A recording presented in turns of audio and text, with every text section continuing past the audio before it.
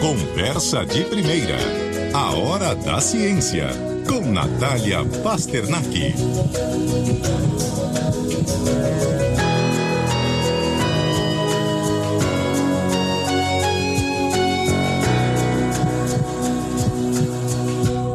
Doutora Natália Pasternak, bom dia. Bom dia, Milton, Marcela, ouvintes, como vão? Bom dia, doutora, tudo certo. Doutora Natália, nos ajude aqui a refletir sobre essa discussão em torno da terceira dose das vacinas.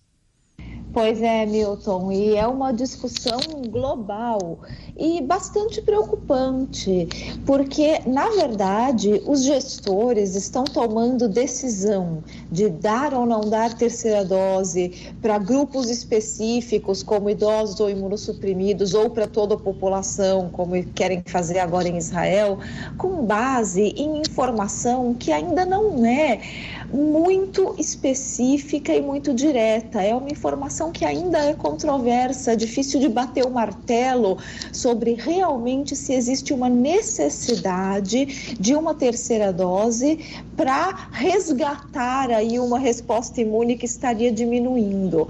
Essa suposta diminuição da resposta imune, ela está sendo baseada na diminuição natural de quantidade de anticorpos e quantidade de anticorpos neutralizantes, que é uma diminuição esperada. E em alguns dados de que, poxa, de repente a gente começa a ver internações, muitos casos de doença em pessoas que foram vacinadas. E daí começa a ter um desespero de, opa, peraí, mas as pessoas vacinadas estão ficando doentes? Como assim? E esse como assim, Milton, não é tão surpresa. As vacinas não são perfeitas. Parece que nós estamos querendo a vacina perfeita, uma vacina que proteja completamente, que dê uma proteção individual de 100%. Não é assim que as vacinas funcionam. As vacinas são estratégias coletivas. A eficácia das vacinas, aquela eficácia super alta que a gente viu para as vacinas genéticas de 95% nos testes clínicos, foi obtida numa condição muito específica. E é um cálculo, esse número da eficácia, é um cálculo que se faz baseado em probabilidade, comparando grupos diferentes em uma situação específica, aquele grupo de pessoas vacinadas com o grupo de pessoas não vacinadas e vendo quem fica mais doente. Qual grupo fica mais doente quando exposto à doença em condições similares num ambiente controlado.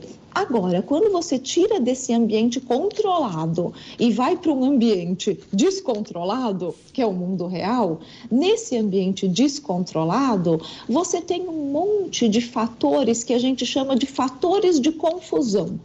Esses fatores de confusão, como o próprio nome diz, eles confundem o resultado, eles atrapalham a nossa capacidade de tirar conclusões.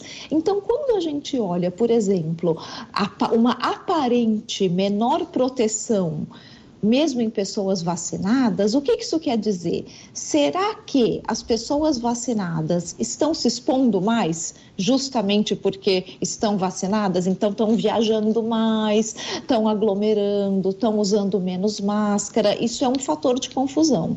Outro fator de confusão é que, de repente, apareceu uma variante muito mais contagiosa. E lembra de novo da história do goleiro, que a gente já contou aqui tantas vezes? Se tem uma variante mais contagiosa, a quantidade de bolas de vírus que podem chegar no gol é muito maior, né? Porque o vírus está circulando muito mais, tem uma variante mais contagiosa circulando por aí. E as vacinas não são perfeitas, as vacinas diminuem a probabilidade de doença. Então, isso é um outro fator que já não é igual à condição que teve nos testes clínicos.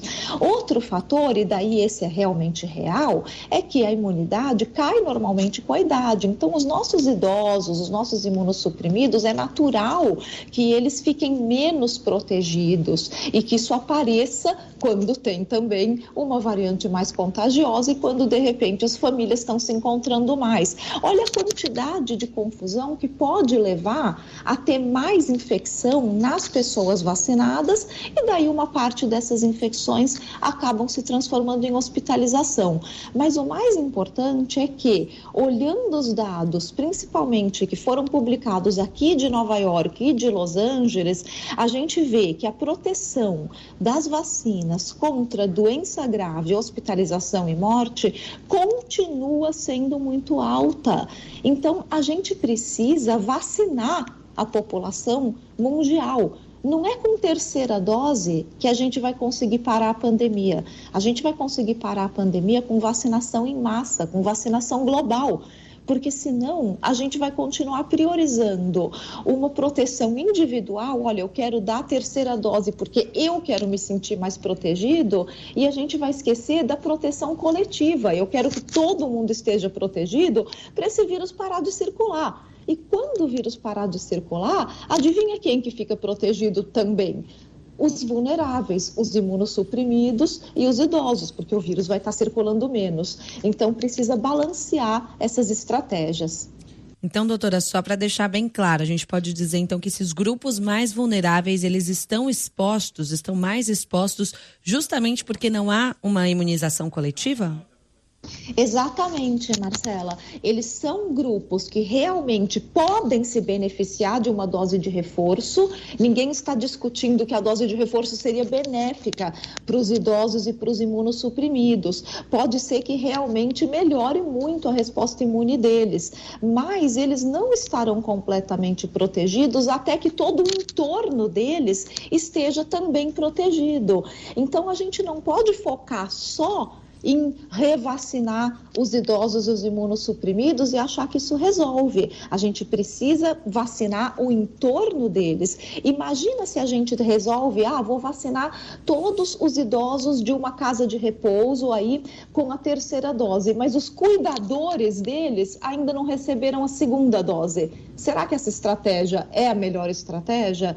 A gente precisa que o entorno desses vulneráveis esteja vacinado. E daí a gente não pode comparar uma situação como a do Brasil com uma situação de Israel ou dos Estados Unidos. No Brasil, ainda tem muita gente devendo a segunda dose. A gente precisa avançar na vacinação completa e tudo bem, se a gente resolve priorizar alguns pequenos grupos de idosos e de imunossuprimidos e reservar uma terceira dose para eles, mas isso não pode ser às custas de uma segunda dose do resto da população.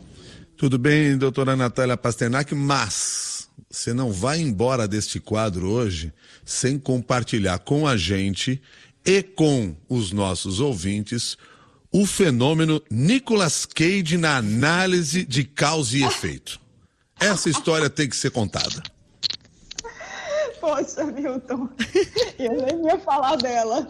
Bom, a história do Nicolas Cage é que eu peguei esse exemplo de um site chamado Spurious Correlations, Correlações Espúrias, que é um site super engraçado, que mostra como correlação, coisas que acontecem ao mesmo tempo, não são exatamente causa e efeito. E eu usei esse exemplo do Nicolas Cage na minha coluna do jornal O Globo de hoje, para mostrar, Milton, justamente esses fatores de confusão que confundem a nossa análise do resultado, às vezes levando a gente a achar que uma coisa aconteceu por causa de um fator, quando na verdade aquele fator simplesmente foi uma coincidência que aconteceu ao mesmo tempo.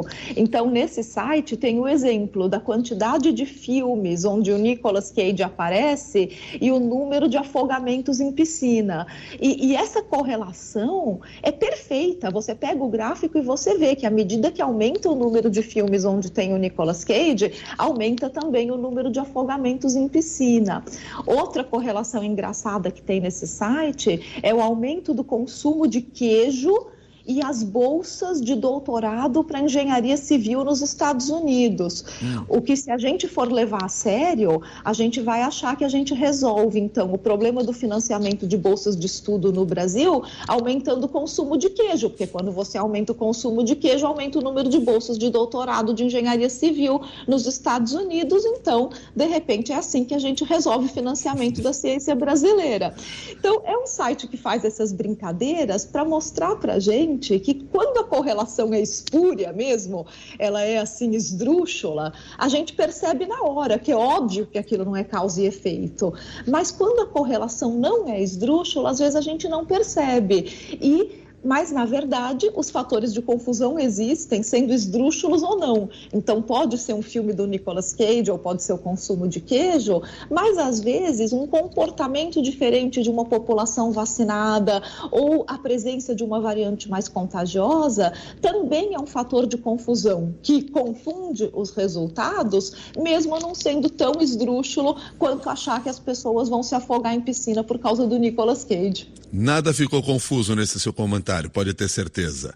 Muito obrigado, doutora Natália. Então, obrigada a vocês, um bom dia. Bom dia, doutora Natália Pasternak, na Hora da Ciência, toda terça-feira, em Conversa de Primeira.